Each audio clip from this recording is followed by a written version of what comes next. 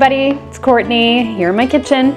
We're going to make a Cuban sandwich today for game day. I'm looking forward to sharing this recipe with you. This is a quick, easy one, and you can get about 4 servings for under $25. All right, I started by washing my hands and I preheated the oven to 350 degrees.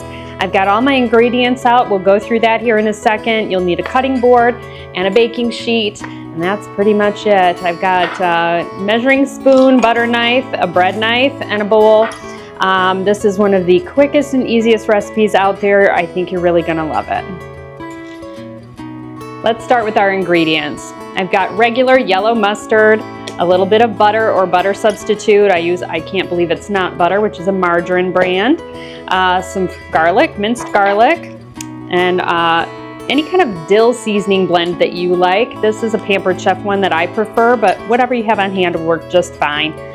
Some Vlasic dill pickle stackers that are thin sliced for sandwiches, some Italian bread, Swiss cheese, some thick cut sandwich ham, and then usually you would use pulled pork, but for this one I got some pulled chicken. We're gonna mix it up a little bit today. Those are your ingredients. Now we just need to put them together and pop them in the oven. We're gonna start with our sandwich bread. Normally for a Cuban sandwich, you would get a flat kind of ciabatta style bread, but they were out of that at the grocery store today, so I got a regular Italian loaf. This will work just as good. Whatever kind of bread you like is really just fine. This is normally sort of a flatter, thinner sandwich, and you're just gonna cut this across lengthwise and then lay it out on our baking sheet so that we can stuff it full of all these great ingredients. Perfect. Lay that out right there. Next thing we're gonna do is we're gonna get our first layer of butter and garlic onto our bread. I'm gonna take, I measure with my heart, folks, two tablespoons or so of butter, and then about 1/4 teaspoon of minced garlic.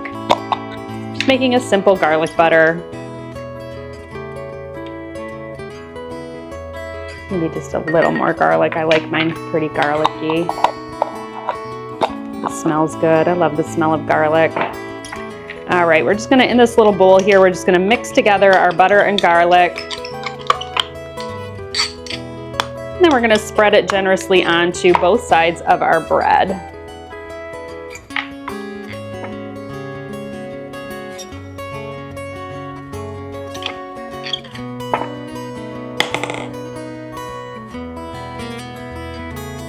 This is just going to add nice flavor to that bread.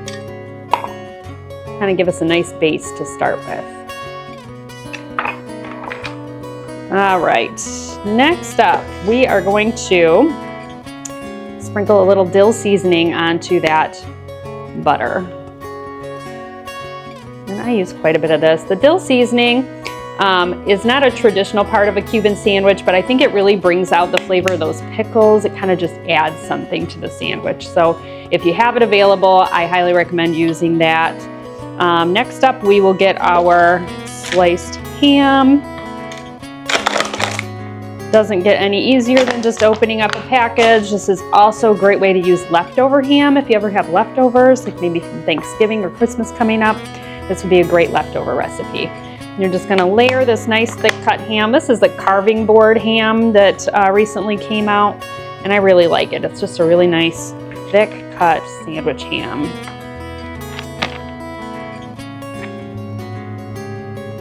And we're pretty much gonna use one whole package. If you want more, use more. If you want less, use less. That's the wonderful part about cooking, is you can make it the way you want. All right, those out of the way. Next up is gonna be our Swiss cheese. I use a thin sliced Swiss for this particular sandwich. If I can get it open. Didn't think that was gonna be the trick of the day. There we go. Thin sliced Swiss cheese right on top of that ham.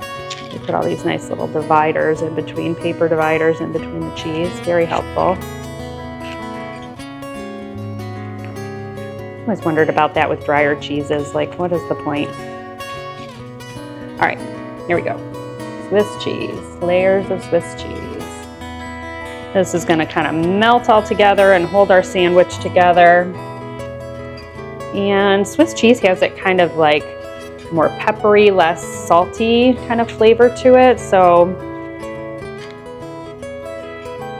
against the salt of the ham, it's really, really good.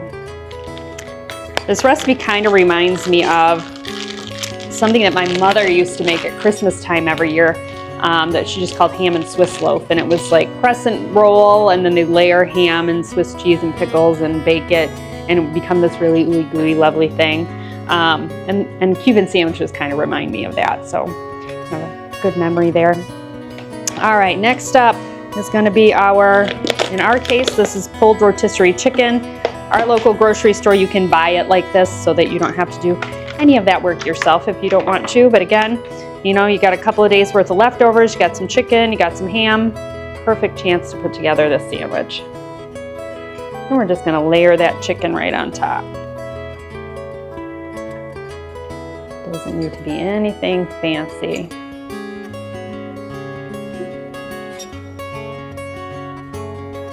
Just like that. More over here.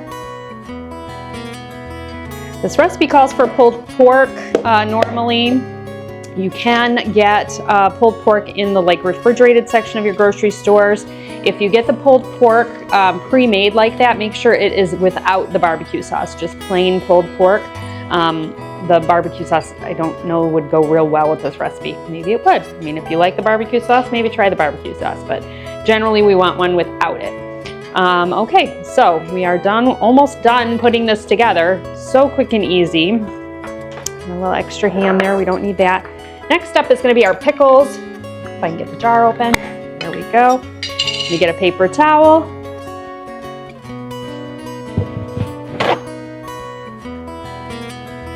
All right, so kind of an important step with the pickles is to drain them off.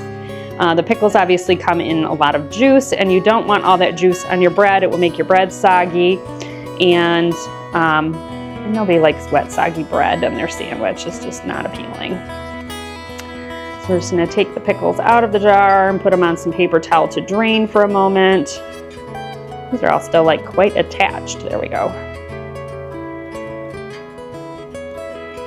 All right.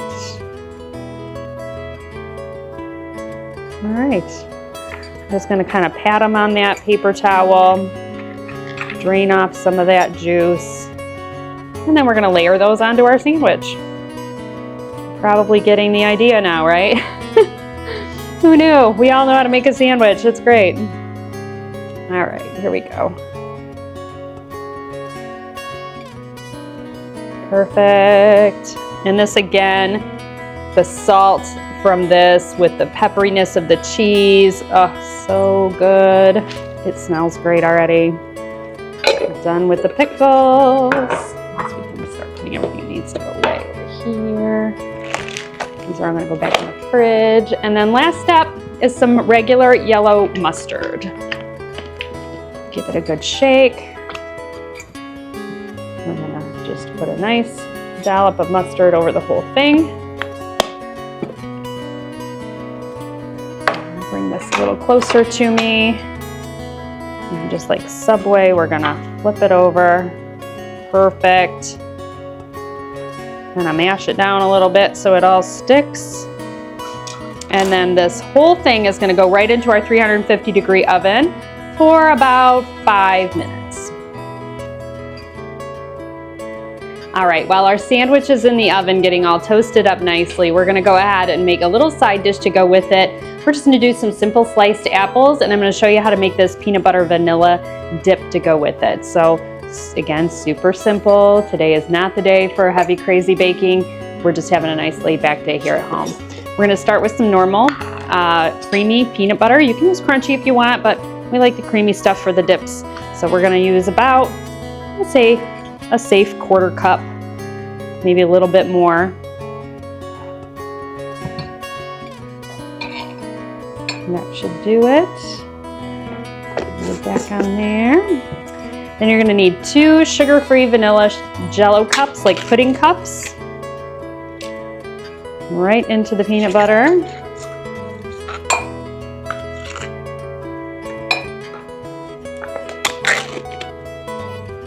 Sometimes I'll add whipped topping to this too. I'm not gonna do that today, but if you want something a little bit lighter, you can do it that way too. With or without the pudding, you can add whipped topping to your peanut butter. And then just a little bit of vanilla extract.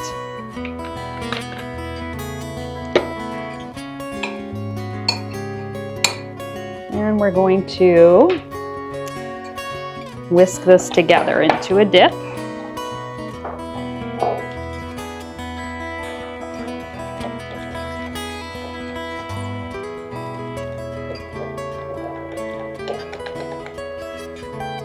It almost has like a butterscotch kind of color to it.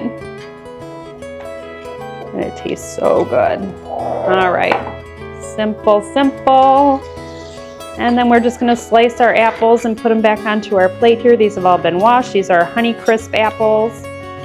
We're just gonna finish slicing up our apples and then serve it up with our dip here.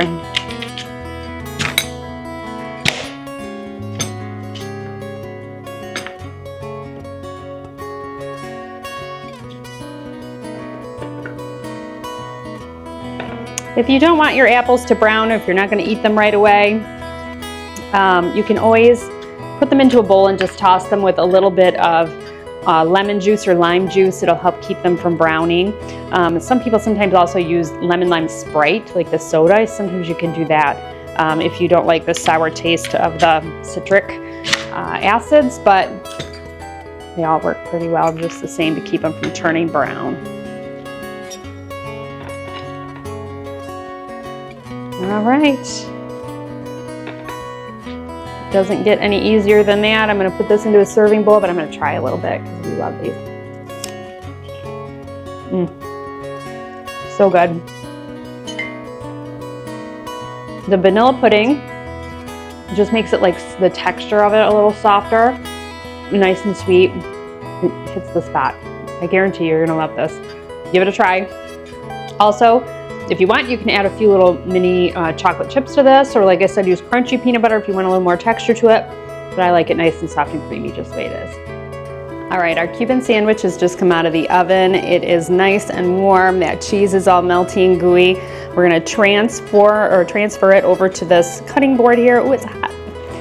Straight out of the oven, it's very warm. And then we're just gonna slice it so that people can grab what they would like to eat. Nice crusty bread. Oh, it smells so good.